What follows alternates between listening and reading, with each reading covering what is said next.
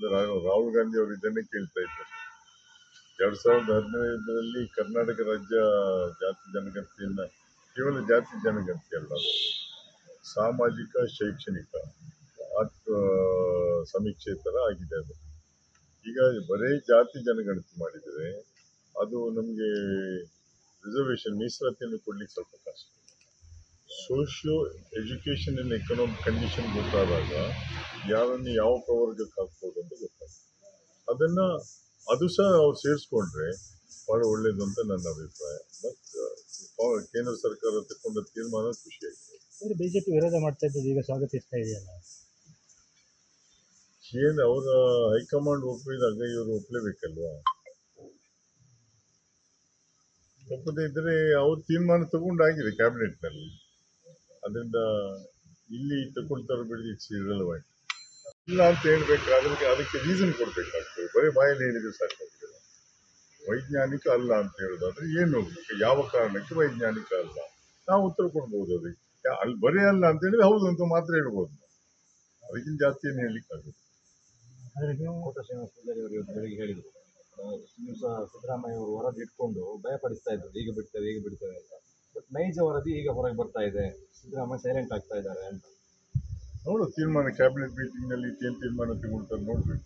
ಯಾಕಂದ್ರೆ ಅವರು ಸಚಿವರಾಗಿದ್ದಾಗ ಅದನ್ನೇ ಹೇಳ್ತಾ ಇದ್ದದ್ದು. ವಿಧಾನಸಭೆಯಲ್ಲಿ ವಿಧಾನ ಪರಿಷತ್ನಲ್ಲಿ ಜಯಪ್ರಕಾಶ್ ಹೆಗ್ಡೆ ಅವ್ರನ್ನ ಅಧ್ಯಕ್ಷ ಮಾಡಿದ್ದೇವೆ. ಅವರ ಅಧ್ಯಕ್ಷ ವರದಿಯನ್ನು ಕೊಟ್ಟರೆ ನಾವು ಅದನ್ನು ಸದನಕ್ಕೆ ಮಂಡಿಸ್ತೇವೆ, ಸದನದಿಂದ ಮಂಡಿಸ್ತೇವೆ ಅಂತ ಹೇಳ್ತಾರೆ. ತಗೊಂಡಿದ್ರೆ ಅವತ್ತೇ ಕೊಡ್ತಾ ಇತ್ತು ನಾವು. ನಿಮ್ಮ ವರದಿಯ ಮಹತ್ವ ಏನಾಗ್ತದೆ, ಔಚಿತ್ಯ ಏನಾಗ್ತದೆ? ಇಲ್ಲ, ಅದು ನಾವು ಕೊಟ್ಟಾಗಿದೆ.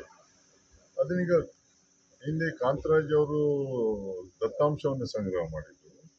ಅದರ ಆಧಾರದ ಮೇಲೆ ನಾವು ವರದಿಯನ್ನು ಕೊಟ್ಟಿದ್ದೇವೆ. ಅದನ್ನು ಕ್ಯಾಬಿನೆಟ್ ಮುಂದೆ ತಗೊಂಡೋಗಿದ್ದಾರೆ, ಚರ್ಚೆ ಮಾಡಿ ತೀರ್ಮಾನವನ್ನು ತಗೊಳ್ತಾರೆ. ಒಂದು ದಶಕದ ಉದಾಹರಣೆ ಶುರು ಮಾಡಿ 2015ರಲ್ಲಿ, ಈಗ 25ರಲ್ಲಿ ಸರ್ಕಾರ ಮಾಡಿದ್ರೆ ಆ ದಶಕದ ಗ್ಯಾಪ್ ಆಗುದಿಲ್ವಾ ಅಂತ ಈ ಲೆಕ್ಕಾಚಾರಗಳಲ್ಲಿ? ಈಗ ಕಳೆದ ಬಾರಿ ಇದು ಮಾಡಿದ್ದೆ ಯಾವಾಗ, ಸೆನ್ಸಸ್ ಮಾಡಿದ್ದೆ ಯಾವಾಗ? 2011. ಈಗ 2026ರಲ್ಲಿ ಮಾಡ್ತೇವೆ ಅಂತ ಹೇಳ್ತಾ ಇದ್ದಾರಲ್ಲ, ಅಲ್ಲಿ ಅಷ್ಟು ಗ್ಯಾಪ್ ಇದೆ.